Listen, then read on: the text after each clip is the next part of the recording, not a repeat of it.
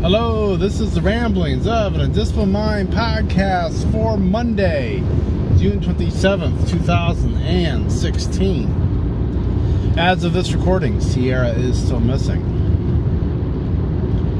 So, yeah, it was a good weekend. It was a busy weekend. It was a hot weekend. Ooh, doggy, it was hot.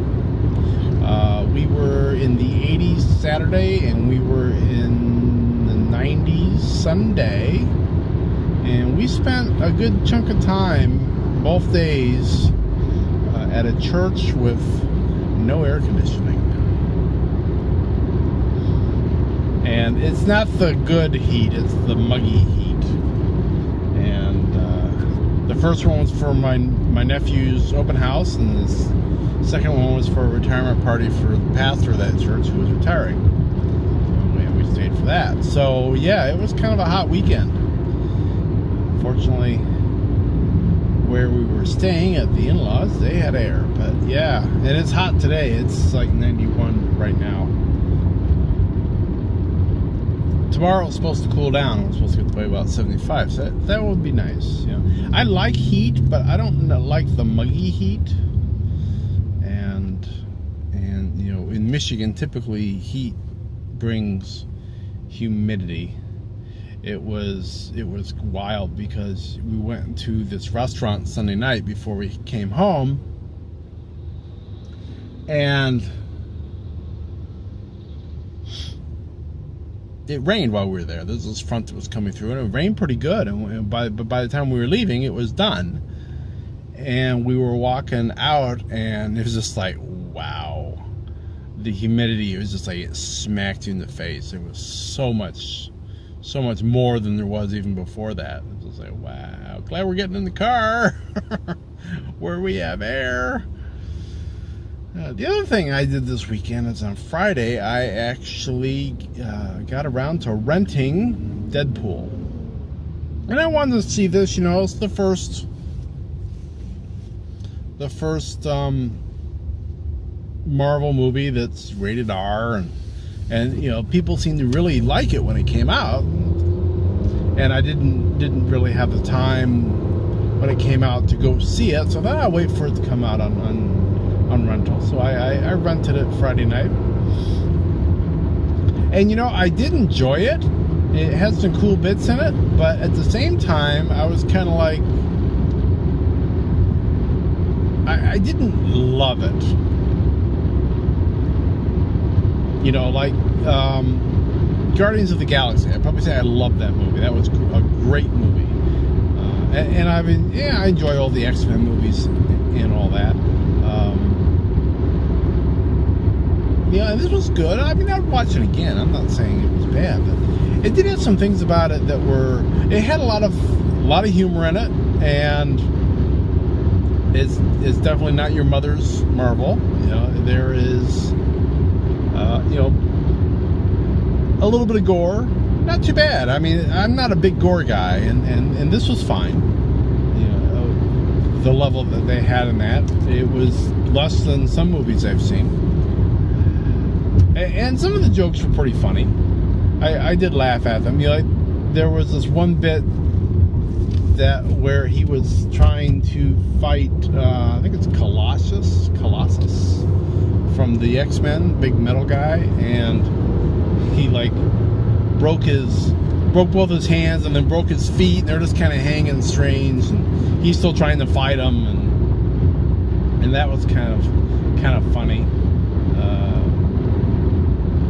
The character is just a weird character even before he becomes Deadpool. He's just a really strange guy, and then that just kind of fed into Deadpool. You know, the Deadpool character. And it was an interesting way it was constructed. It was almost like a Tarantino kind of thing, in that you start off in the middle of an action scene, and you see, you know, the credits were really cool because they were an action scene that was like paused, or at least moving extremely slowly, so the camera is kind of panning in around these things happening, and they're like frozen. And so that was kind of neat. And then once they get through the credits, if you want to call them credits, because they were a bunch of sarcastic names for everybody. They didn't actually give everybody's names.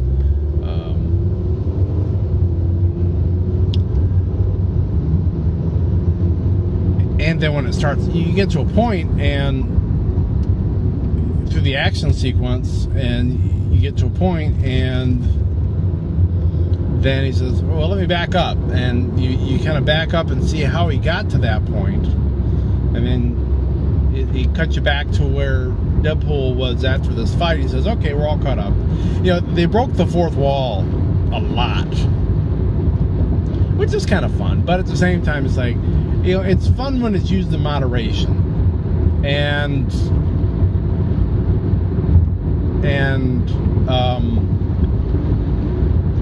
they certainly didn't do that. There was one point where he was breaking the fourth wall, and I forget, they had something there where, like, he was breaking the fourth wall and doing a flashback from that, and then in the flashback he broke the fourth wall again, and he made the joke that, I'm breaking like 16 walls right now.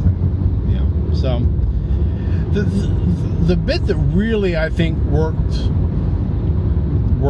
the least was the inclusion of a couple of X-Men who are not any of the ones. Well, we've seen a little bit of Colossus, I think. Maybe not, but really none of the ones we've ever seen in any of the X-Men movies. So you got Colossus, and then you've got this teenage girl that was some teenage something thermonuclear fusion, or I don't know, some big name like that. It was better. It was a cooler name than that. I'm not getting it right. And they show up toward the beginning, and they're trying to recruit Deadpool into the X-Men, and Deadpool's like, no way in hell. And then later he goes to get them. He goes to the X-Men mansion, and he goes to get them to ask them to help him. And it's like, these are the only two at the X-Men mansion. It's like, did all the X-Men like go away? But they're flying in the main X-Men jet.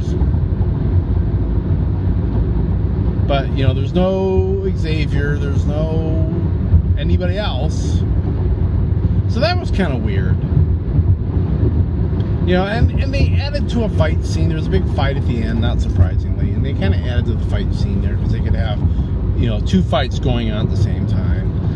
Because these two were taking on the big bad guys, henchwoman. And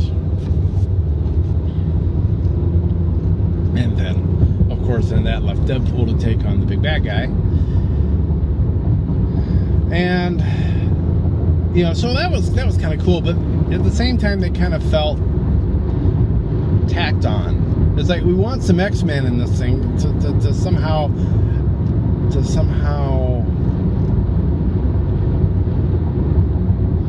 I don't know, kind of establish it within the larger Marvel universe. But at the same time, it's like, well, and apparently they went with the two they did because of budget cuts. Originally they were going to have Wolverine in on it, but apparently they didn't want to pay Wolverine Hugh Jackman's salary, from what I saw in the trivia. So you end up with here you got kind of the B team, or maybe the C team, and it felt weird. I mean, and they recognize the fact. The one thing that's kind of cool about the movie is if something is kind of like strange and maybe doesn't quite fit, most movies are just going to ignore it, and they're gonna all the characters are going to go with the conceit, but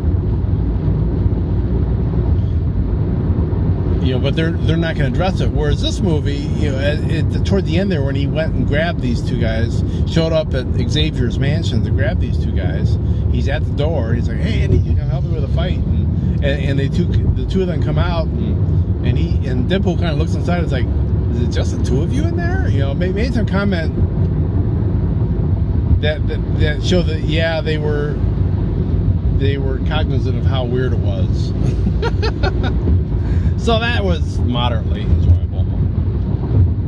That bit, but I think it probably could have been a really good movie even without those two characters. I think you could have written them off written them out, and it would have been just fine.